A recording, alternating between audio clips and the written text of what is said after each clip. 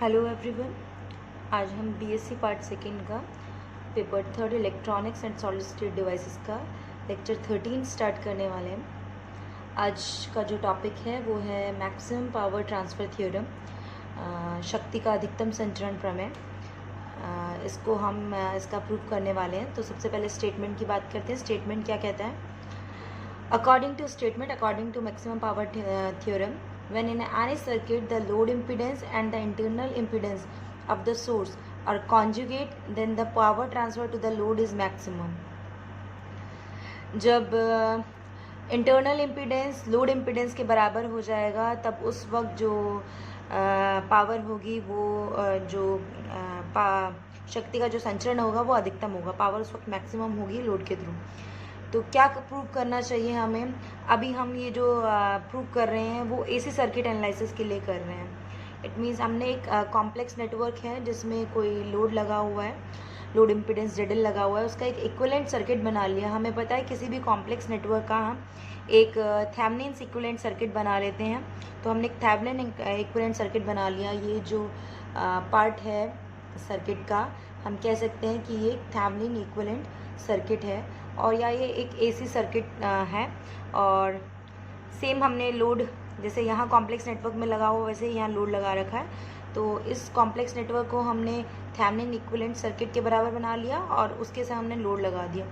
अब हम प्रूव करना चाहते हैं कि लोड जो इम्पीडेंस है जब इंटरनल इम्पीडेंस के बराबर हो जाएगा उस वक्त जो शक्ति का जो संचरण होगा वो अधिकतम होगा, पावर ट्रांसफर जो होगी लोड के थ्रू वो मैक्सिमम होगी।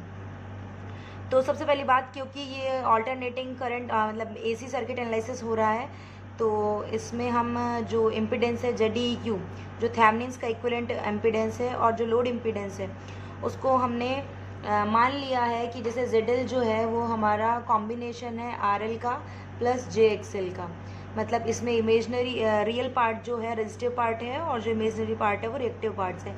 RL प्लस JXL मतलब ये एक कॉम्प्लेक्स क्वांटिटी है एक तरीके से। इसी तरह ZEQ को बोल रहे हैं कि ये REQ प्लस JXEQ के बराबर है, कि ये जो इम्पीडेंस है वो रेजिस्टेंस प्लस रिएक्टेंस के बराबर है, इक्विवेलेंट के बराबर है।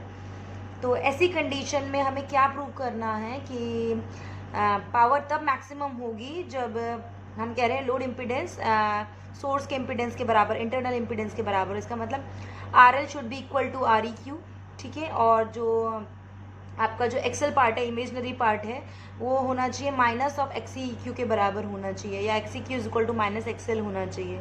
यही कहने का मतलब है कि जब लोड इम्पीडेंस और इंटरनल इम्पीडेंस कॉन्जुगेट्स होंगे तब पावर मैक्सिमम ट्रांसफ़र होगी। तो सिंपली सी बात है कि ZEQ is equal to REQ plus JXEQ है and JL is equal to RL plus JXL है। तो वी हैव टू प्रूव कि REQ is equal to RL है and XEQ is equal to minus XL है। That is कि ZL is equal to conjugate of ZEQ है। तो इसको prove करने के लिए हम क्या करते हैं, इस नेटवर्क में पहले करंट कैलकुलेट करते हैं। तो करंट क्या हो जाएगी इस नेटवर्क में? So current in a circuit क्या है? I इज इक्वल टू किसके बराबर है? E over ZEQ plus ZL की, ठीक है। और इसको हम ZEQ और ZL की अगर वैल्यू पुट कर दें तो ये क्या हो जाएगा? E over REQ plus JXEQ plus ये हो गया आपका RL प्लस JXL, ठीक है। रियल पार्ट एक साइड कर लेते हैं और इमेजनरी पार्ट एक साइड कर लेते हैं। E over REQ plus RL का ब्रैकेट में क्लोज कर दिया प्लस JXEQ प्लस XL। इस वक्त हमने रेजिस्टिव पार्ट एक साइड ले लिया है और जो रिएक्टिव पार्ट है वो हमने एक तरफ ले लिया है। तो हम इस इक्वेशन को 1 बोल दें, दैट इज I। अब ये जो करंट है जो कि हमारा इस फॉर्म में आ गया है, शक्ति का अधिकतम संचरण तभी हो सकता है जबकि लोड वेरिएबल हो। अगर लोड वेरिएबल नहीं है तो पावर मैक्सिमम ट्रांसफ़र नहीं होगी, उस केस में हम एसी एनालिसिस नहीं कर पाएंगे। इट मीन्स ये फिक्स नहीं होना चाहिए। तो हमने जो ZL लिया है वो in form of resistive part और रिएक्टिव पार्ट लिया है। तो या तो दो कंडीशन हो सकती है कि आर एल वैल्यू वेरिएबल है, एक्सेल फिक्स्ड है, या एक्सेल फिक्स्ड है, आर एल वेरिएबल है, या दोनों के दोनों ही वेरिएबल हैं। तो हमें ये मेजर करना है कि जो पावर जो हम जिसके रिस्पेक्ट में देख रहे हैं कि कहाँ पावर देख रहे हैं, किसके लोड के रिस्पेक्ट में देख रहे हैं, वो रेजिस्टिव पार्ट के देख रहे हैं या रिएक्टिव पार्ट के। तो हम बात करते हैं रेजिस्टिव पार्ट की कि जो पावर है, पावर ट्रांसफर्ड है, वो आर एल के अक्रॉस जो पावर ट्रांसफर्ड है वो कैलकुलेट करते हैं। तो हम वो केस कैलकुलेट कर रहे हैं जब आर एल हमारा वेरिएबल है और एक्सेल फिक्स की बात कर रहे हैं हम। Therefore, power through load RL क्या हो जाएगी, P is equal to I square R L. Mod of I square ले लिया हमने क्योंकि हम एसी सर्किट की बात कर रहे हैं। और मॉड ऑफ आई स्क्वायर क्या आ जाएगा आपका, आई आपका गिवन है तो मॉड ऑफ आई स्क्वायर क्या आ जाएगा आपका, ये हो जाएगा E square over R E Q plus R L का square plus X E Q plus X L का स्क्वायर।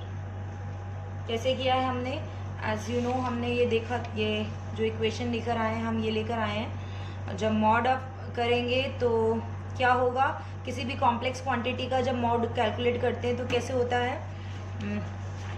अगर मान लीजिए ये a प्लस आइटा b है तो अगर इसका मोड कैलकुलेट करेंगे तो क्या हो जाएगा, under root of a square plus b square.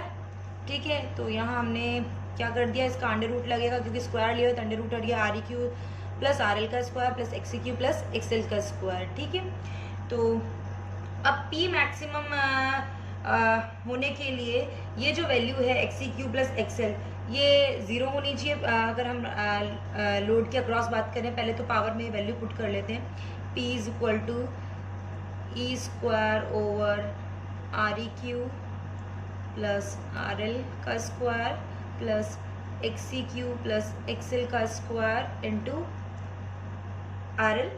ठीक है, अब P को मैक्सिमम तभी होगा P की जब ये वैल्यू आपकी क्या हो, मिनिमम हो। मिनिमम कितना हो सकती है, ज़ीरो हो जाए। सो फॉर मैक्सिमम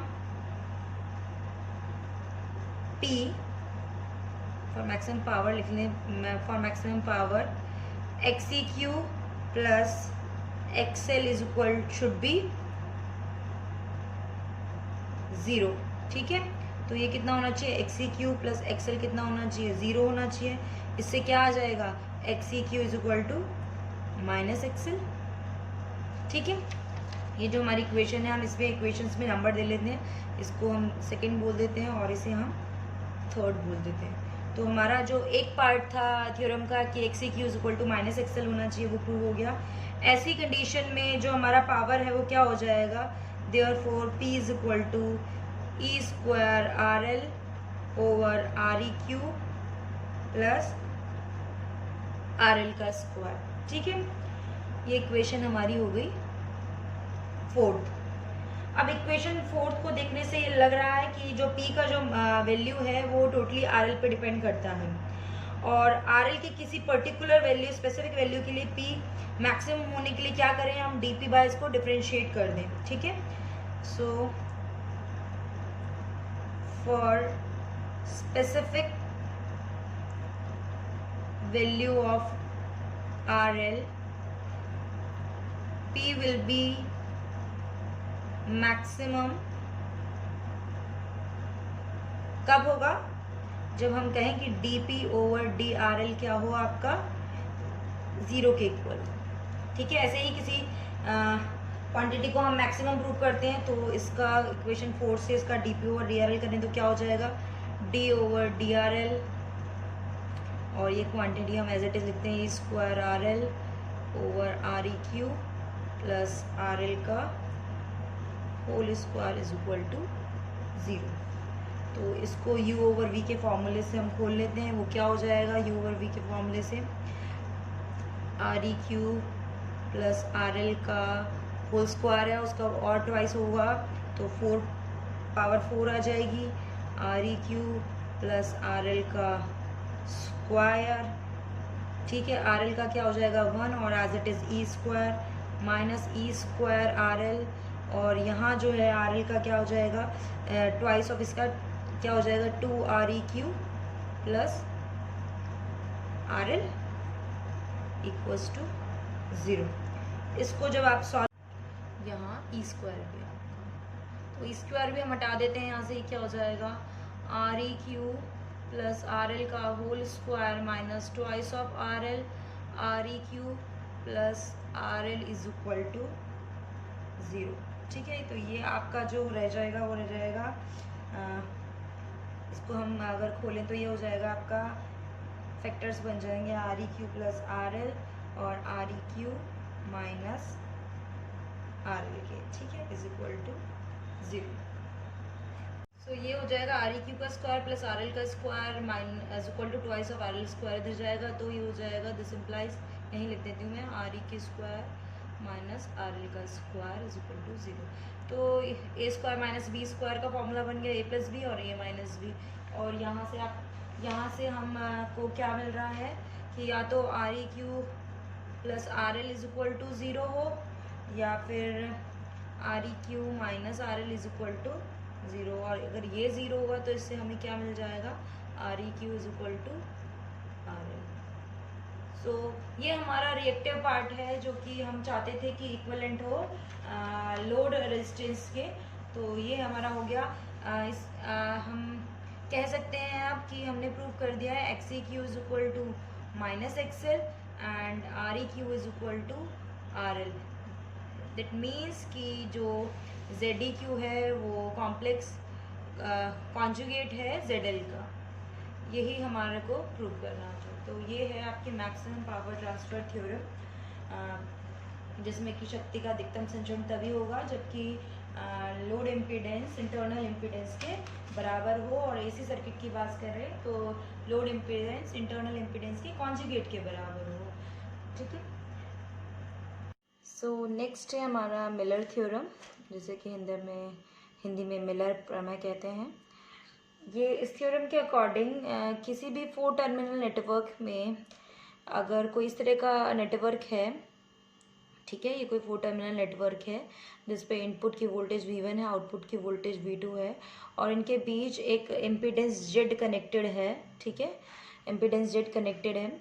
वो इस इम्पीडेंस की वैल्यू अगर इस नेटवर्क में अगर कोई क्या कहते हैं एम्प्लीफिकेशन फैक्टर A है, अगर ए कोई एम्प्लीफिकेशन फैक्टर है जिसे कि गेन भी बोलते हैं लब्धि हिंदी में, V2 is equal to AV1 होता है। हमें पता है कि जो आउटपुट जो होती है वो गेन से मल्टीप्लाई होकर इनपुट के बराबर आती है। ऐसा नेटवर्क है ये जिसमें V2 is equal to AV1 है, और ये Z इम्पीडेंस है। थ्योरम का स्टेटमेंट पढ़ लेते हैं पहले। In a 4 terminal network whose voltage amplification factor is A, ठीक है, if the impedance between input and output part is Z, अगर इनपुट और आउटपुट पार्ट के बीच में जो इम्पीडेंस है Z, then this impedance Z is equivalent of an input impedance Z over 1 minus A and output impedance AZ over A minus 1। इस effect को, this effect is called Miller effect. ऐसा कोई network जिसमें कि जो Z impedance है वो connected है इनपुट और आउटपुट के बीच में, तो ये जो इम्पीडेंस है वो input impedance Z over 1 minus A के इक्विवेलेंट होगी और output impedance AZ over A minus 1 के इक्विवेलेंट होगी। तो हमें ये प्रूव करना है कि जो हमारा Z इन है वो Z ओवर 1 माइनस A होना चाहिए और Z आउटपुट हमारा AZ ओवर A माइनस 1 होना चाहिए। तो let start the proof. So proof start करते हैं। प्रूफ हमारा क्या हो जाएगा कि एज वी नो हमारा जो आउटपुट वोल्टेज है V2 इज इक्वल टू क्या है AV1 है, ठीक है, इसे इक्वेशन 1 लिख देते हैं। अब इस सर्किट में देखिए जरा, अगर हम इनपुट करंट I1 कैलकुलेट करेंगे तो किस किस के बीच की इनपुट करंट है, ये V1 और V2 के बीच की है। तो I1 क्या हो जाएगा, I1 is equal to V1 minus V2 over Z, और ये relation V2 over V2 is equal to AV1 अगर हम यहाँ यूज़ कर दें V2 की जगह तो क्या लिख देंगे I1 को, V1 minus AV1 over Z, ठीक है। और ये हो जाएगा हमारा 1 माइनस ए V1 ओवर जेड, और 1 माइनस ए को अगर जेड के नीचे ले आए तो क्या हो जाएगा V1 over Z over 1 minus A. तो ये जो क्वांटिटी है इसको हम लिख सकते हैं V1 over Z I N. तो ये हमारा हो गया Z I N is equal to Z over 1 minus A. इसे इक्वेशन सेकेंड लिख देते हैं। तो ये हमारा इनपुट करंट है टुवर्ड्स, फ्लोइंग कहाँ हो रहा है, टुवर्ड्स V2, V1 से V2 की तरफ फ्लो हो रहा है थ्रू Z, ठीक है। अब जो नेक्स्ट करंट है हमारा वो क्या है, I2 है। I2 कैलकुलेट करें, वो कहाँ फ्लो हो रहा है, V2 से V1 की तरफ फ्लो हो रहा है थ्रू Z। तो I2 क्या हो जाएगा, नाउ करंट I2 क्या हो जाएगा, I2 हो जाएगा यहाँ से यहाँ की तरफ फैल रहा है तो जा रहा है, बह रहा है, तो क्या हो जाएगा V2 minus V1 over Z। Same again ये रिलेशन हम यूज करते हैं कि V1 को इन टर्म्स ऑफ V2 लिखते हैं, तो क्या लिख देंगे V2 ओवर A। तो V2 ये हो जाएगा हमारा